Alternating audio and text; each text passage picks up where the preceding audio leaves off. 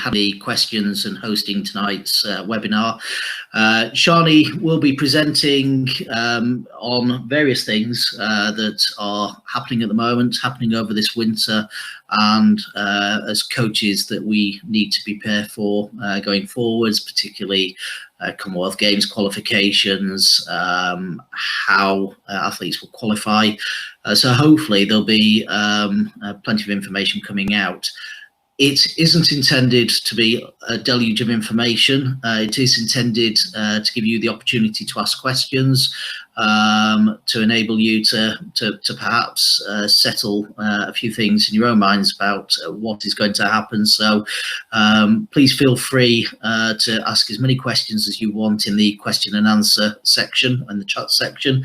If you could please put a question mark after those questions, that will be greatly appreciated. It will just highlight to me that it's not general chat, it is a question, and I'll try and pick up as many of those as I can and pass those on to Shani as we go through. As per the other webinars, it is a live webinar, so if you have any problems with connectivity, it tends to be resolved by either refreshing your browser, or alternatively, if you're really struggling, is just leave the meeting. If you come back into the meeting, that tends to sort out the problem. So just leave and click join again, and that will tend to sort it out. If you have ongoing problems, tends to be bandwidth problems, or you're not using the latest browser. I'm using Google Chrome tonight, which I find is one of the best ones. So if you just use perhaps one of the other browsers, that tends to sort it out if there's any ongoing problems as well. We are, I think, just waiting for a few people to join as we go through. So I'll hand over to Shani, perhaps have a gentle introduction to this evening's webinar. If there's anything that I might be able to answer, I'm sure Shani will pull me in as well. But I hope it goes well, and please fire plenty of questions across to us. Okay, thank you. Good evening, everybody. Thank you very much for joining us once again. I really wanted to give coaches an opportunity to ask me any questions, because a lot has happened over the summer.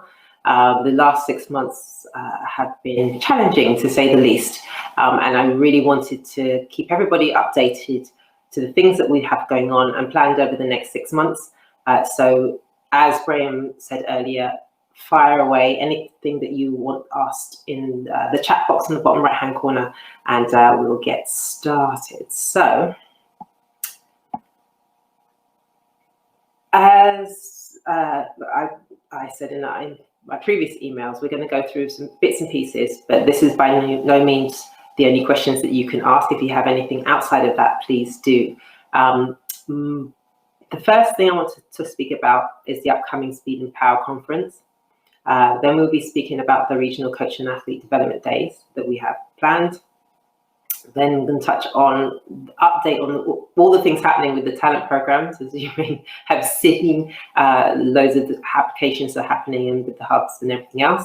And then going through the Commonwealth Games, that part is super important for those of you who have athletes interested in taking part. And then we're going to look at what might or might not happen indoors and for indoors and outdoor competition next year. All along, there's an opportunity for everybody to ask questions. So the first thing I wanted to speak about is we are holding a Speed and Power virtual conference. It's going to be on the 14th and 15th of November. So everybody can be in the comfort of their own homes, no traveling, no hotels. And we've got some fantastic speakers lining up for you. So yeah, as I've got down here, we've got Christine, Uhurugu, Lloyd, Cowan, her coach. They're going to do a joint presentation on the athlete-coach partnership and how best to prepare for championships, whether that be English schools right through to the Olympics, how the two work together. I think for Speed and Power, it's vitally important that we get our heads around plyometrics. So I've asked Aston Moore and Frank Atto to do a joint presentation on implementation of plyometrics in your training for speed and power. We're really fortunate. Nick Winkleman, he's formerly of Exos. He is an expert in strength and conditioning, but he has a fantastic tilt and a fantastic book, if you haven't seen it, The Language of Coaching. So he is going to be speaking about how you inspire performance in your athletes. He is an expert in this field, and I'm really looking forward to his presentation. We've got Chris Shambrook, who is he worked with the GB rowing team, their psychologist, for 5 Olympics, and as we all know, this success they've had every Olympics, and the sheer mental stamina that must be involved to be successful at that level. So he's going to be speaking to us about psychology for performance. Gareth is going to be speaking to us about training for acceleration. Ed Archer is on a physical prep side of things, how we can balance that and support our progress through developing speed and power. We've got Stan Mediri, Christine, and Julie Pratt-Benjamin, and some more who are going to be speaking on the technical and planning structures for our training sessions. So they're going to be all interspersed across a 2-day period. The marketing for this is all coming out at the end of next week, latest the 28th. So we will let you know all the information and how you can register. There's some giveaways as well, which would be fantastic for everybody to access. We're going to host it on the Hoover app. I want to say Wover, but it's Hoover app. So everything will be seamless, and you can put your feedback in, you can read up about your speakers, you can download the presentations and all the additional documents all from one site.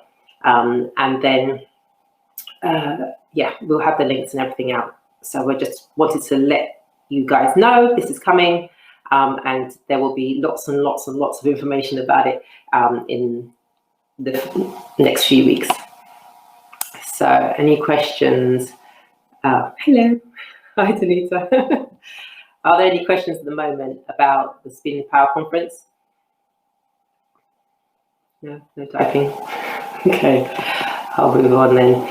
So, as you know, we usually do some regional coach and athlete training days in the winter. So Q3, Q4, we have 6 sessions that happen, and our regional coach leads in the North, Midlands, Southeast and Southwest. So Michael Baker is joining us as the new RCL in the Midlands. So he'll be generating lots of energy in the Midlands and getting everything working there. But just to let you know the dates for these, so we've got the 10th of October, and it's going to be around session planning. And because of COVID restrictions, that's going to be another virtual session and therefore free of charge. The 5th of December is going to be about physical prep and training for drive and acceleration phases.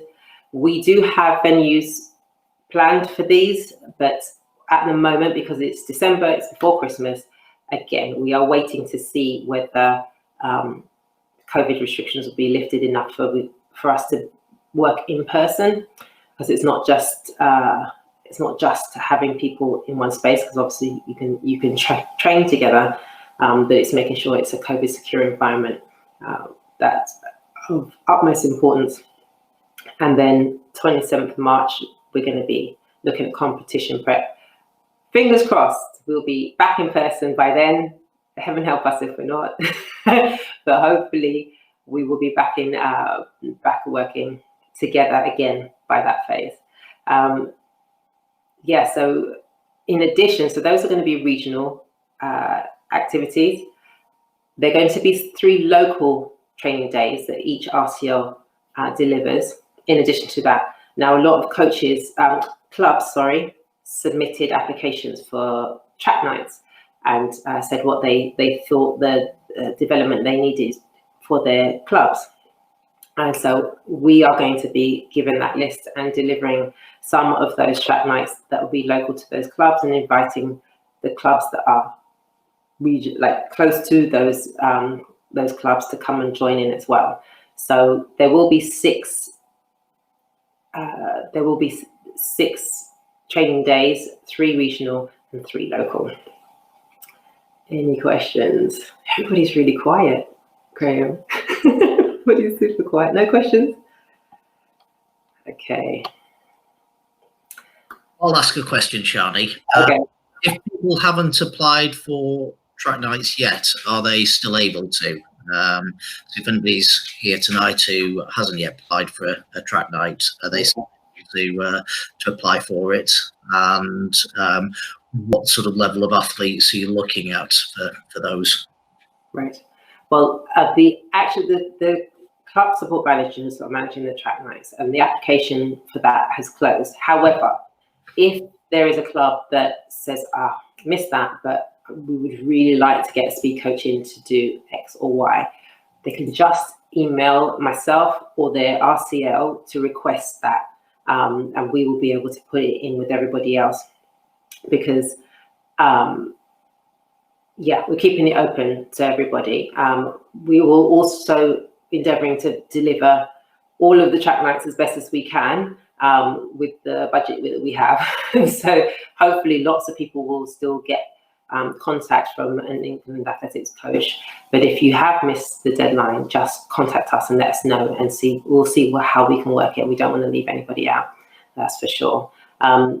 In terms of the athletes that these events are targeted at, it's over 13s. It's part of it's including the junior talent program delivery. So it's what they call differentiated service.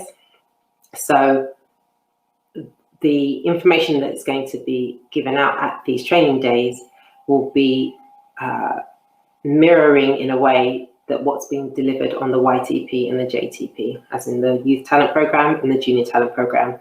So it's an opportunity for people to still get access to those, even if they're not on those programs. So what's your question, Graham? Is there any consideration for national level coach athlete sessions and development? Yes, Stu. Hi, Stu.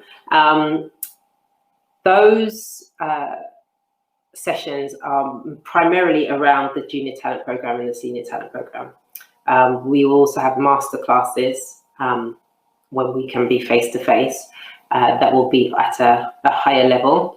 We're also doing the communities of practice sessions. Obviously those aren't in person, those are online, but those are also a nice opportunities to get increased information. And I've been running some talent coach and above more online meetings as well. So that's where we're at. Everything is online, but hopefully we can get back into the junior and the senior talent program delivery in person, and the online delivery to complement that as well. Any other questions? Denise, I see you typing. Just one question from you, just to sort of answer Stu's question. Are coaches able to apply to perhaps come along to watch YTP practical sessions, JTP practical sessions, if they're in their area, to perhaps work alongside coaches, swap ideas, things like that? I know if a athlete's coach or if an athlete is selected, then their coach is expected to come along and invited, but whether it's possible for perhaps other coaches to, in the current circumstances, depending on numbers and distancing, to perhaps come along and observe those sessions. Yeah, I think that's an excellent idea. It's not something that has been offered out as yet, but I'll put it to Nick Ridgen and Dan Wagner and see whether that's an opportunity, because obviously the delivery is already happening, and if they're just taking part and not taking part in terms of their athletes, but taking part as a coach. I think that's an ideal opportunity to get to bring everybody up. So yeah, good suggestion there, Graham. I will put it to them. So a couple more questions. We have.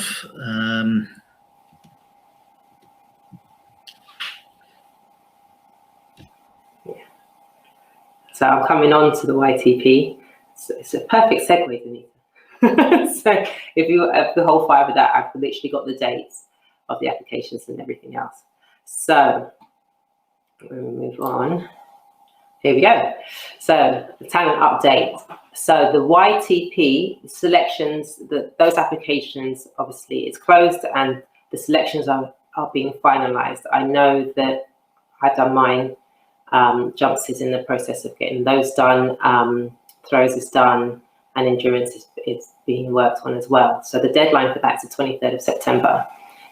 They will be notified and inducted into the program by mid-October. So those are the timeline for the youth talent program selections. Junior talent program has applications are open now. So please, people, please recommend that if you are born between the 1st of January 1999 and the 31st of August 2002, apply and we'll see how we go. We don't have as many spaces as on the speed team as we do on the youth talent program, but anybody who doesn't get selected for the junior talent program will be directed towards the regional coach and athlete training days. So there will still be contact. So it's definitely worth applying if you are within that birth window. And their applications are open and close on the 5th of October. The senior talent program at the moment, it's in the process of the applications of being processes being organized at the moment, and we'll send out information about that as soon as possible. And then Talent Hub selections happening this Friday. So there's a very, very long meeting planned for this Friday. Athletes will be notified by the 21st of September and need their confirmation back by the 30th because the hubs start in October this year. So those are the dates. I thought it would be useful to put this chart in just to show how they all interlink because it's not necessarily as clear to everybody as to how the different talent programs work and how they work alongside the deliverables from British Athletics. So as you can see, the pathway is quite clear. You can join into each level of these pathways at any point. So just because you don't necessarily get selected for the youth talent program doesn't mean that you can therefore not progress to the junior. As we know, some people are late bloomers, or they find their footing later on in their athletic career, and that's absolutely fine. You can still apply. It's just the pathway is there to funnel them. Obviously, if you can get on the youth talent program, then you will have that that contact from an England athletic and British athletics coaches right through their career, and we really want to help keep our athletes in the sport. And if we can keep that level of coaching and development all the way through for the athlete and their coaches, it has to be together. It's just, it doesn't work. We need to help everybody and share that information, and then we can continue to produce excellent athletes as we're going along. Any questions? Haven't answered. Are athletes who were previously on a talent program going to be invited to the appropriate level this year, or do they need to apply? You must apply, is the short answer. They do get sent direct emails to say you are in the top 10 in your age category. We have applications open at the moment. We did that for the youth talent program, and some athletes, I don't know whether they read the emails, they don't want to participate. So yes, we do target the top 10, but there are athletes who have been selected for the program who are outside of that top 10. I know because I've picked them. It's about the whole athlete. It's not just about performance. So if your coaching environment is going well, if you've got a coach that's keen to participate, because it's not a case of just as much as possible, we want the coaches to come along to as many days as they can. So yeah, they are given email invitations, but they are not automatically accepted. They still have to apply. And if you're outside that top 10, please still do apply, because as I said, people outside the top 10 are making the programs too. In regards to the YTP, have the application be processed? If not, when is it to be? So yes, so the previous slide, we had the date. So the deadline for selection is the 23rd of this month.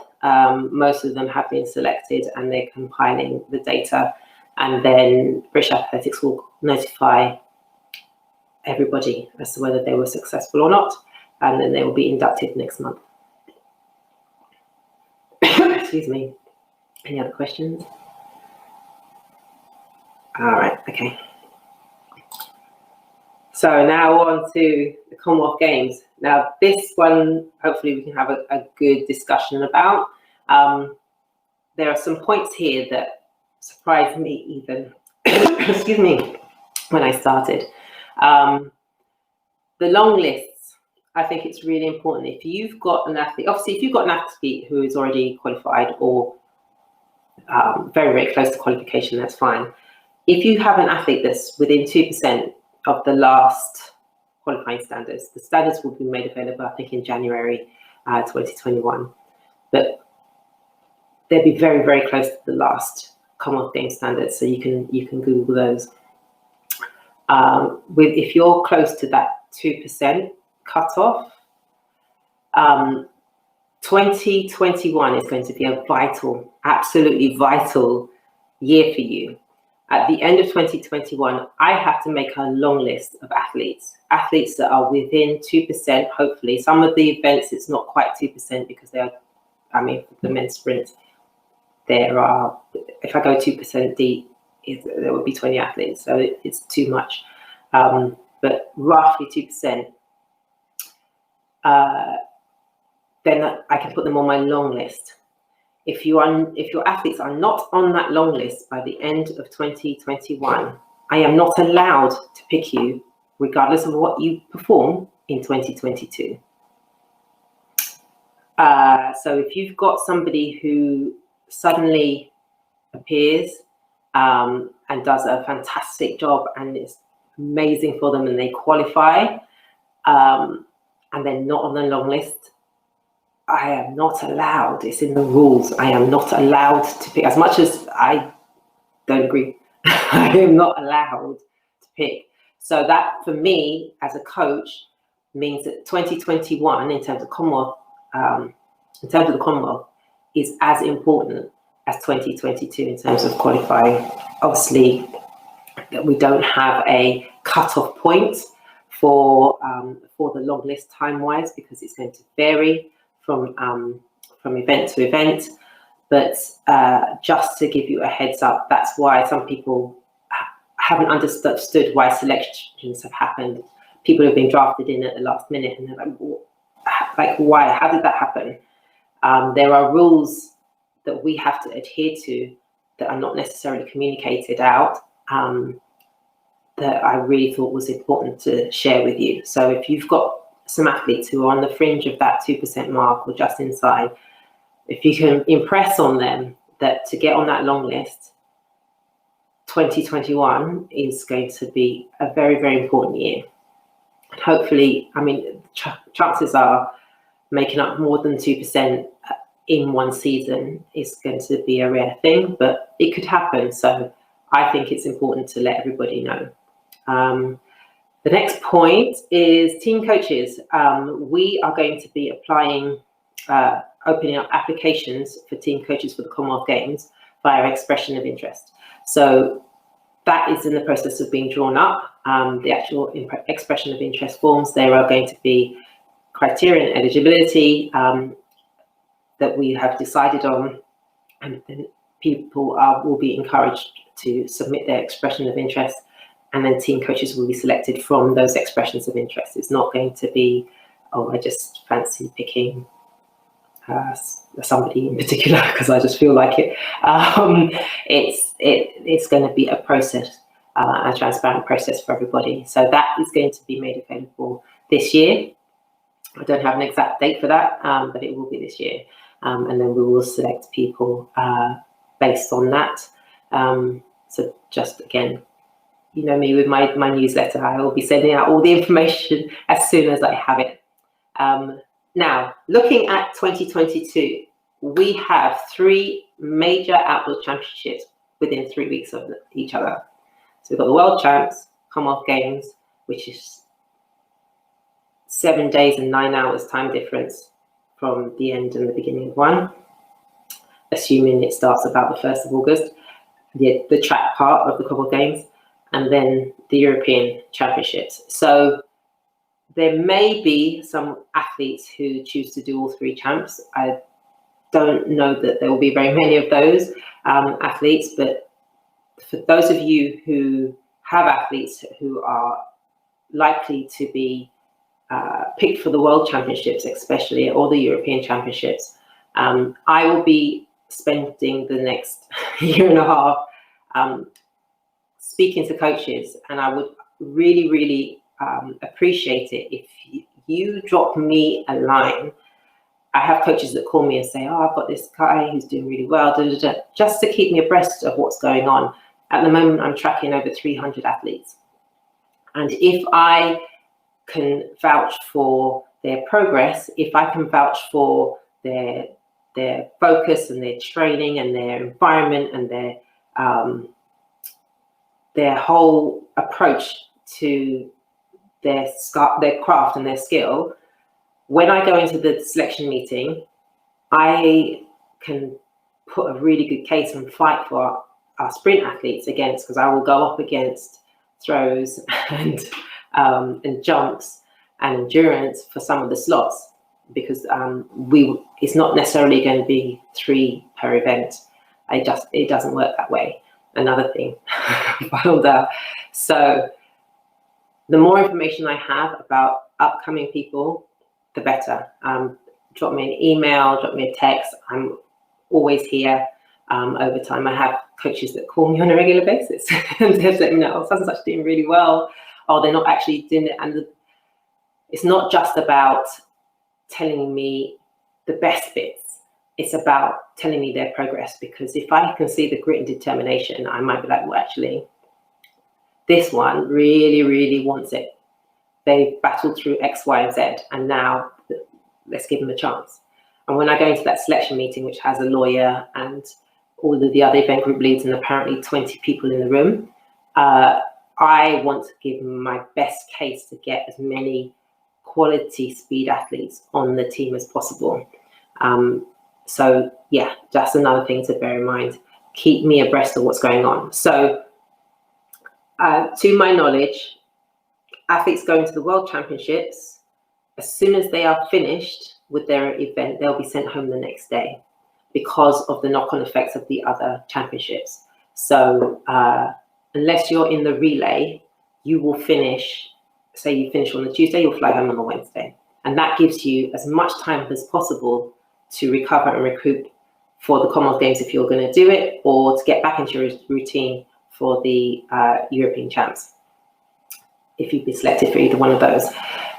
For the athletes who are more likely on the short list rather than the long list, I will be speaking to all of those athletes and coaches over the next year or so to find out whether, if you're picked for the Worlds, do you also want to be considered for the Commonwealth Games? It's going to be really important that I get an honest answer for that, because the way the selection is going to be crazy, that particular section of June. If you are picked or not picked, I need to know whether you want to compete at the Commonwealth Games. Once I have that information, then I can make my selections and go into that selection meeting armed with accurate information, because they're going to be picking the Commonwealths, they're going to be picking the Worlds and the Europeans all in a very, very short space of time. So one other thing, please ask your athletes to double check their information on our systems.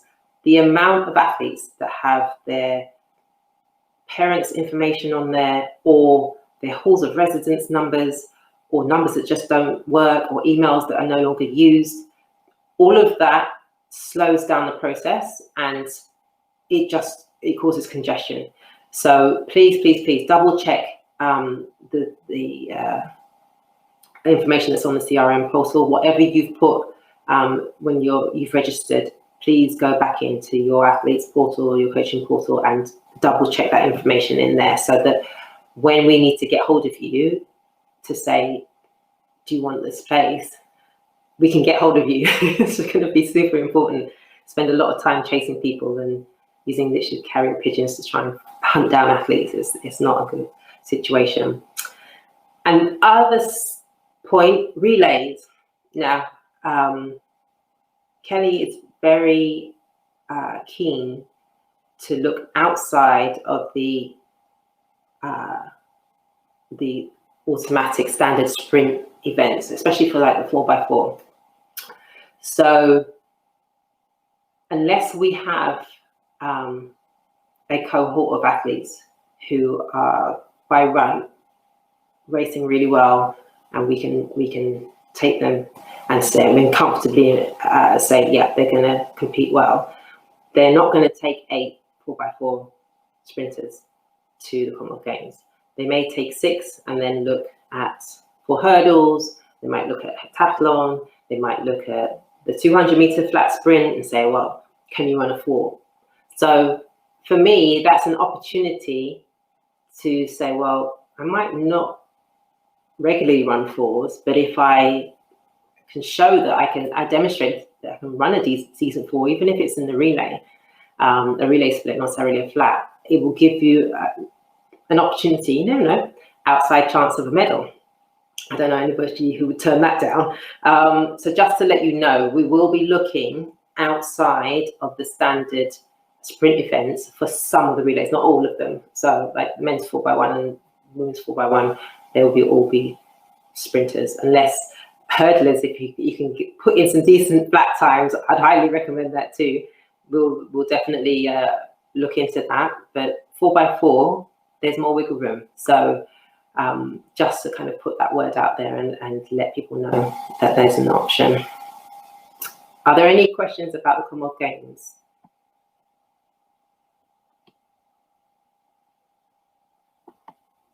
Oh, yes. Okay, we had that one. With so many championships happening in 2022, do you expect reduced team numbers or relaxation on some of the standards? No, they're not going to relax the standards. And they're not going to reduce the team numbers. The team numbers are not going to, well, for the Commonwealth Games, it's not 3 per event. They will get as large allocation as possible, because you're allocated slots. You can't just take anybody or as many as you like. They get allocated from the Commonwealth Games England. So yes, they will, no to both of those. Will there be larger relay squads for training? Yes. So our aim from an England athletics perspective is to have training squads for those athletes who are not on the world class program, because they already have their relay program, and we'll work in conjunction with them. So we're all teaching the same things, but we need to have depth in the relay squad. So yes, the plan this year was to have relay training squads before the Loughborough International and the Manchester International, and as you know, that didn't happen. But there will be relay training at the YTP technical days over the next 2 years as well, and we will incorporate some parts of it in the JTP and STP, because as flexible as if we can get athletes able to give and take a baton, it just makes things a lot easier when it comes to selection. So we'll be teaching everybody how to run a relay. Shani, just a bit of background on this next one. It relates to sort of a gap between the Youth Talent Programme and the Junior Talent Programme. Mm-hmm. We have a question that I will pop up. I published, there was a question came up about the dates that you needed to be born for between the Youth Talent Programme. Got an athlete who was born September 2002, which is after, obviously, the August 2002 deadline, part of the YTP last year, and therefore is there a gap because they're born basically in that 3-month window between the Youth Talent Programme and the Junior Talent Programme for those athletes. I said it's something you might need to take back. Yeah, no, she can apply for the Senior Talent Programme. So the reason that the overlap is clear because the Youth Talent Programme goes on academic year, whereas the other programs are on just annual year. So we've had the Junior Talent Programme has that strange 31st of August date in it, but when the applications for the Senior Talent Programme come out, she can apply for that because that carries on literally from the Junior Talent Programme up. It's 21 plus for the. It's a gap between the Junior Talent Programme, so basic people moving out of the under-17 age group. The Youth Talent Programme, there appears to be a slight a gap between those two. If you're born sort of September, October, November, December, there's a 4-month gap between those two because, as you said, you're changing from academic years to right. I see what you're saying. Years.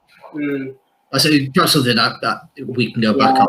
Yeah. No, I will do. I'll get back to you, Steph, because the dates, if you might have noticed, were different because there were people eligible for both at one point, and so they changed the dates. But I will go back to them and say there's now a gap. Now I see what you're saying. Have the standard changed for the long lists? The long lists are based on the standards for the actual competition. So whatever the England Athletics standards end up being, they're going to be very close to the last Commonwealth standards. So 2018, you can Google them. They are going to be very, very close because the speed ones, invariably, they don't move that much. The long list don't have standards per se. I'm just letting you guys know that we are working to approximately a 2% deficit not deficit, but 2% off that for our long list, because obviously we don't want to just pick the people who we think might make it because you never know what can happen in the future. So the short list will be based on the selection standards. The long list is the bigger crop of people that we will base the short list on. If that makes sense. Any more questions? No. Okay. So I get this question at least 3 times a week.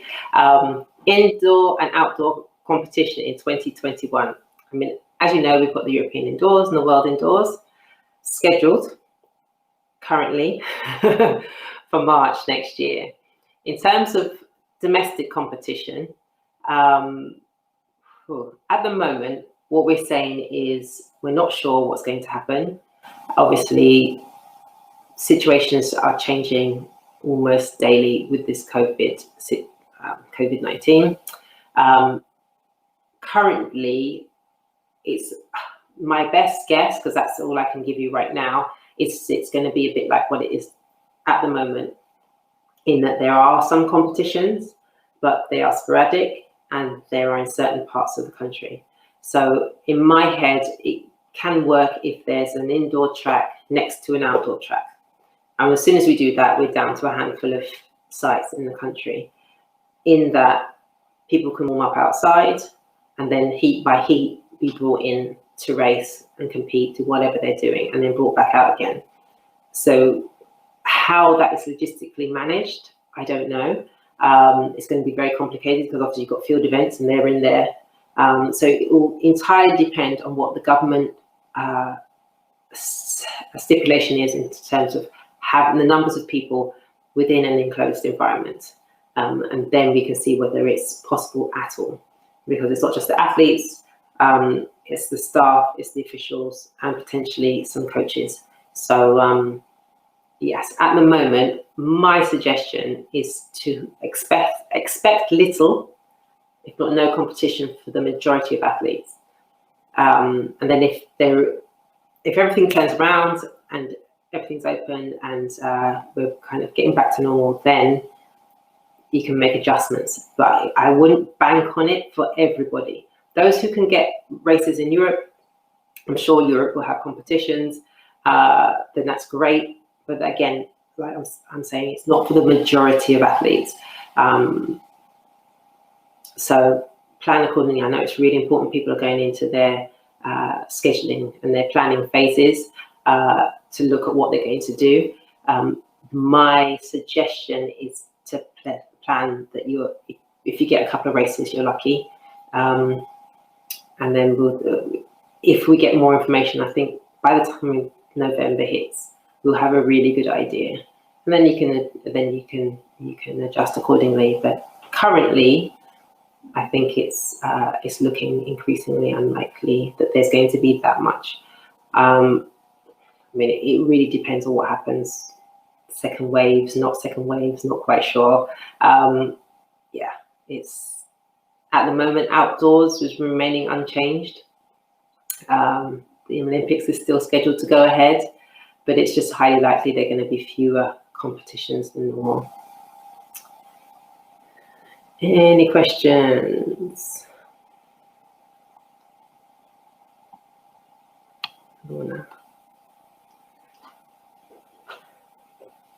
Not at the moment. Lorna is typing, so she can type quicker, maybe. Yeah. I mean, some people are have more information than we currently do, but so Lorna says coaches and athletes should be reminded that if they're going to competition in Europe, they may have to have a visa. Yes, that we've had some requests from athletes who want to compete in Europe and then come back, and they need an exemption letter from us, which we can provide if the venue that you are returning to can stipulate they will ensure that you are training in a COVID-safe environment. So it's not just about the athlete coming back and being sensible, it's about the environment that they're coming back into and their buy-in that they are going to support that athlete on their return. Oh, and also due to Brexit. Yep, Brexit, I forgot about that in January. So yes, may need visas. We'll see what the government has in store in terms of being able to traveling to and from Europe without visas, needing visas, what the final decision is on that. But yeah, in terms of being COVID compliant, there is a process, and it's not guaranteed that you're going to get a letter from either of the national governing bodies, because the venue has to be, training venue has to be willing to take some level of responsibility as well to ensure the safety of the athlete and the people around them when they return. Any questions? So unless you have any other questions, there's all my contact details. As I said, especially when it comes, if you've got some up and coming athletes, please drop me an email. I may not get back to you instantly, but it's good to help me keep abreast of their progress and how they're coming along, so I can keep an eye out for them, and keep you guys informed of all the latest changes to selection policies, to how things are going to run, to competitions. That's communication is the key, as they say. So, Graham, do you have anything else you wanted to ask? Come back in. I don't know if anybody has. I think most of the people on here probably have much contact with their regional coach lead. We are continuing to try and push on with the sort of Monday evenings for most of us catch-ups. We're still fairly restricted on the track where we are, so carrying on just having catch-ups every so often. But we're here as a point of contact. You know, if you need anything, if you need any help, need any advice, if we can't answer, then we can share it and try and come back with answers for you. So, you know, I think the intention is short to medium term, carry on the webinars, carry on the online content as much as possible. If you've got anything you want covered, please ask. It saves us trying to come up with ideas about what we think you might want to hear. So, you know, just please try and keep in contact and with your relevant regional coach lead. All the details are available on the England Athletics website. Drop them an email, give them a call. You know, we're just here as your, you know, eyes and ears and your mouthpiece. So please, you know, keep in contact. And if there is anything you need, ask. If there's any webinars you want presenting, ask. If there's, you know, any information you have that you think is really, really good, share it with us. We can share it out with others. You know, most of you will know my big plea is that we all work together for the common good of our athletes. That's why we coach. We're here to, you know, to help athletes. So please, you know, let's all work together for that common good and that common aim. Absolutely. Well, the couple of questions that came in, I will get back to you directly and find out the information that you need. But if there are no more questions, I will say thank you very much, everybody. Thank you, Graham. Thank you, everyone. And we will see you on another webinar very soon. Have a good evening. Have a good evening, everyone. Thank you.